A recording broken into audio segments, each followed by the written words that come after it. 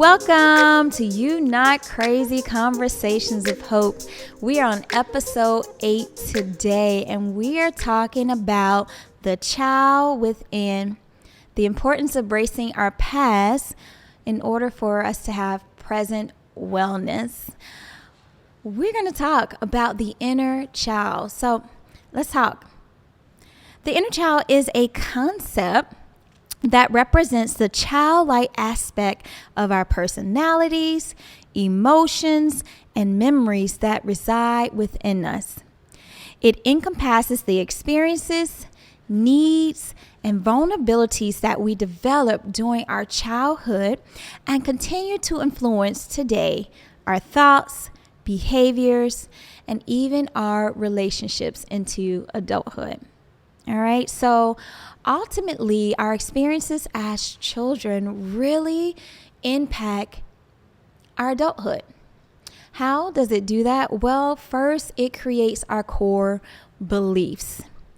So one of the way our core beliefs are developed is through our connections with our parents. A lot of times you'll hear people talk about mom wounds or daddy wounds. That is because growing up, there was some type of dynamics in the connections that where boundaries were impacted or boundaries were crossed over. And so because of this, it impacts the child. And so in that impact, it creates beliefs that that child picks up. So let me give you some examples.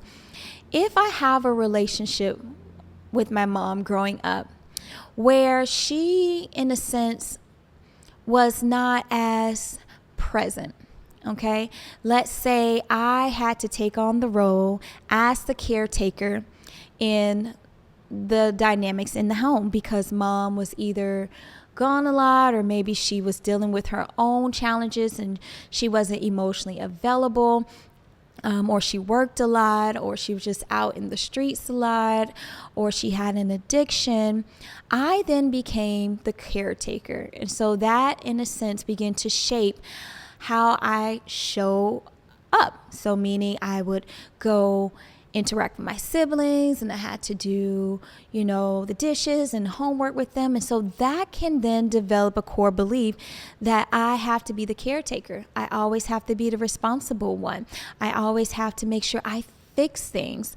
So that is just an example of how those situations in childhood, particularly with a particular parent, such as your mother, can cause core beliefs in adulthood, right? Or even the opposite. Let's say that you grew up in a situation where your dad wasn't present and mom was, and you had to become the one in the home to make sure things were done. Or let's say you had to be the parent as well as a male. Well, you learn certain survival mechanisms because dad wasn't there. But then you also learn certain core beliefs, such as, well, if dad wasn't there, was it something that I did? Which can give a sense of inadequacy, right? Why is he not here? Shouldn't I be lovable enough? I didn't ask to be here. So that can form those type of core beliefs. So ultimately, I just want to give you some examples of how core beliefs are shaped in our childhood experiences. Right? So our inner child influences, again, our thoughts, behaviors, and relationships. And the concept of who we are is developed through that, the concept of others, as well as our emotional needs. And this is where I really want to talk about, because when I think about inner child work as a therapist, I'm really helping clients understand what wounds happen in the childhood that has impacted them now in adulthood, right? And so one of the areas of those wounds that we address is emotional needs. So if I grew up in an environment where my emotional needs were neglected, or my emotional needs were experienced some type of abuse, then ultimately those needs were not met. So now that creates a wound within my system that impacts how I think, how I behave, and how I see others, right? So we want to begin to understand how that wound shapes that child, because ultimately those wounds really impact the child's ability to see themselves, see the world around them. And so we want to address those wounds. And so some common childhood wounds that shape our inner child could be abandonment, it can be neglect, and emotional abuse. All right. So those unresolved childhood experiences manifest in adulthood as emotional triggers, right? So let's say you grew up in an environment where you were taught it's better to be seen than heard, or things were said such as, what go on in this house, stay in this house. We call those denial messages, okay? And so when you develop denial messages in childhood, you ultimately don't develop your voice. Okay, so that means you may be more shy with speaking on your needs and your wants. You may not share your vulnerabilities. You may struggle to feel as though what you say matters, because these messages were given to you in childhood. So your inner child develops this complex that your voice does not matter. And so that comes up as emotional triggers in ways when people will, in relationships or connections at work or such, if you're in an experience where people are not listening to you, that can be an emotional trigger for you. Or if people overlook you or they shut you down, that can be an emotional trigger that actually stemmed in childhood because you were not given a voice. All right. So it is important that we recognize those emotional triggers. Also, patterns of behaviors can manifest due to childhood experiences that impact our inner child. So what does that look like? A lot of times I see that those behaviors show up in our connections with others, ourselves, but I also see it happening in parenting, right? So if I grew up in an environment where my mom maybe didn't validate me, or she didn't show up to certain events, or she always yelled at me, ultimately that would show up even in my parenting. So ultimately my childhood experiences do show up in my way I behave, right? And so it is very important that you begin to understand the wounds that happen in childhood, because it's really the child within us that is really manifesting into our adulthood through our patterns of behaviors, through emotional triggers, and even just how we show up in our relationship through those relationship dynamics. So it's very essential that you begin to address those things that happen in childhood, because even though you're, let's say, 30, 40 years old, that child is still speaking on your behalf if you have not processed and addressed the wounds that that child had to face in your younger years. All right. So in the process of healing our inner child, it is very important, I would suggest, to talk to a therapist, because a lot of times there is a different perspective that a therapist can provide you than your friends and family, right? And sometimes we may not be comfortable divulging the things that we see that impacted us, that created these beliefs on how we see ourselves, how we see relationships, how we see our careers, how we see our, imperfections, how we see, our dreams. So it's very important to get a non-biased opinion by connecting with a therapist to start the healing journey. And what you can do in the meantime on the healing journey is journal. consider like, okay, I notice that I may say certain things when people do this. So that means you're now being more in tune to triggers, right? And I recognize that maybe I responded a way that is not like me, but that actually felt familiar. That is a sign that you're on the path towards the healing of childhood wounds. That is the inner child speaking on your behalf that, hey, this is familiar. It connects a little bit to an experience I had before. So that is the process. So another strategy to use in the process of healing your inner child is what we consider reparenting.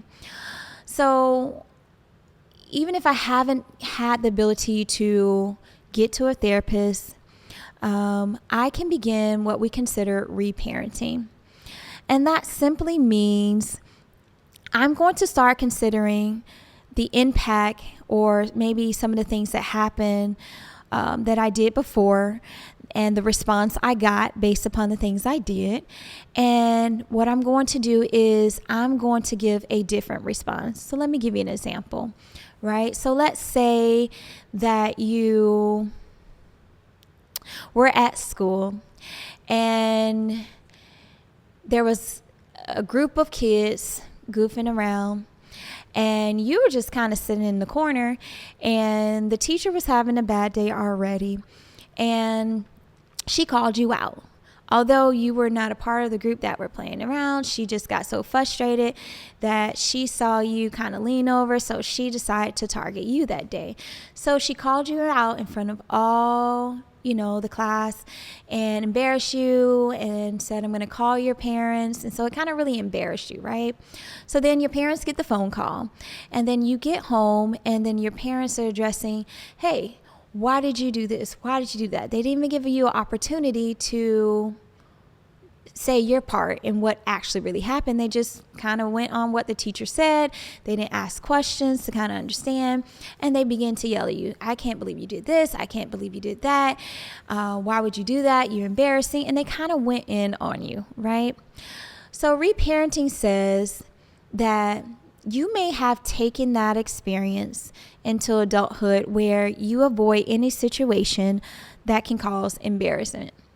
And if you do something embarrassment, you maybe get hard on yourself as your parents did before, right? So reparenting looks like in that moment, instead of responding to yourself as though your parents would have or did in the past, it is now giving yourself compassion, love, and understanding and responding to yourself differently. So that means giving yourself that support that you lacked in that particular experience that has conditioned you to, again, avoid embarrassment. Or if you do something embarrassing, you kind of criticize and judge yourself. But now instead, you give yourself love, you give yourself support. All right. So I want you to consider, what areas of my life can I begin reparenting? Even if it's something that was where you were emotionally neglected, right? Where, your parents didn't show up for you, or you just ask you or validate you or celebrated your success when you did something, even if it's got an A on your test, right? So now you may be in a position where even if you are doing things that are successful, you've been conditioned not to celebrate success or small success or progress. You now do the same thing as an adult. So reparenting looks like, you know what? I lack that progress and celebration of progress in my childhood. So now that I recognize it, I'm going to do that for myself now as an adult. So that is the process of reparenting. So listen, it is a process to begin to heal the things that happen in childhood. That is why we call it inner child work, because it is a work, it's a process. But I want to encourage you to take the small steps that you can. I will challenge you again, if you can, find a therapist to support you in that journey, because again, those particular experiences in childhood do not just stop when we become adults. They continue until adulthood, and they impact the way we think, our behaviors, and the dynamics in our relationships. So it's very important that you begin to be reflective and do the work so that you can show up in a greater way. Okay, so I want to encourage you also to consider self-soothing techniques. A lot of times in our inner child experience, if we experience certain things, such as, abuse or neglect, a lot of times that has caused us not to be able to regulate our emotions because we only reacted in those situations. No one was teaching us how to self-soothe and calm ourselves. So I want to encourage you to consider what we consider self-soothing techniques, even in your process of healing, because if you're triggered by something, it's going to take you back to respond as though you were still in childhood. And so that may cause you to be more reactive, as I mentioned. And so it's very important that you consider self-soothing techniques. And those are those things that will kind of help you regulate your emotions. For some, it could just be rubbing your arms. For others, growing up, rocking as a kid can be very self-soothing. For others, it could be grabbing their ears. But there's so many different self-soothing techniques that you can look up to consider to try. For others, it could just be this soothing sound of water. So I just want you to maybe consider looking up some things that can kind of help you along the way. So ultimately, in order to kind of grow through our inner child experiences, because again, remember, I really have to emphasize that the things that happen in our experience in childhood just doesn't go away because we're adults now. We have to do the work. All right. And so even in that, I want you to consider embracing the fullness of who you are. Your experiences have gotten you to where you are now. And they are just moments and times that help in your development. All right. And so even if you've had some experiences that you wish that you can take back, that you wish didn't happen, listen, that is understandable, but they all make up the part of your story. And so what happened to you wasn't your fault, but moving forward is now your responsibility. So I want to encourage you to begin to do the work, to consider some of those experiences that have really shown up and impacted how you show up as an adult.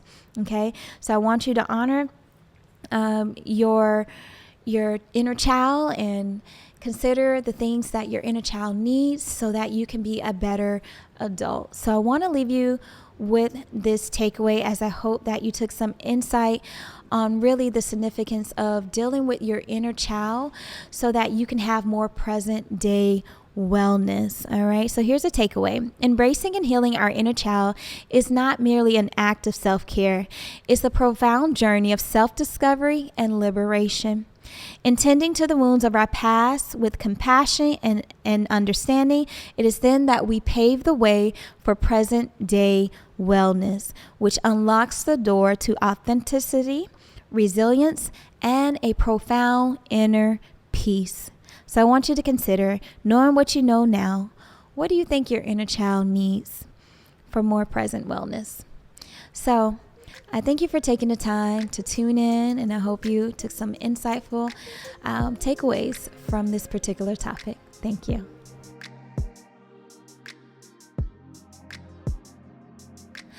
Thank you so much for taking the time to tune into this episode. I really, really hope that you took something away, that you really see how important it is that you do the work on those experiences that really impacted you from childhood, because again, just because you're now an adult, that inner child continues into our adulthood. But ultimately, thank you so much for tuning in. Don't forget to like, share, and comment. I would love to get your feedback from you. If you have any topics that you would like for me to cover, or if you just want to share where you are, feel free to do so. We love that. So ultimately, don't forget to share, because we hope that this information provides hope for someone. We want to have these conversations of hope, providing people with insight that allows them to be more intentional about their mental wellness. So thank you so much for just tuning in and sharing and liking. We'll see you all soon.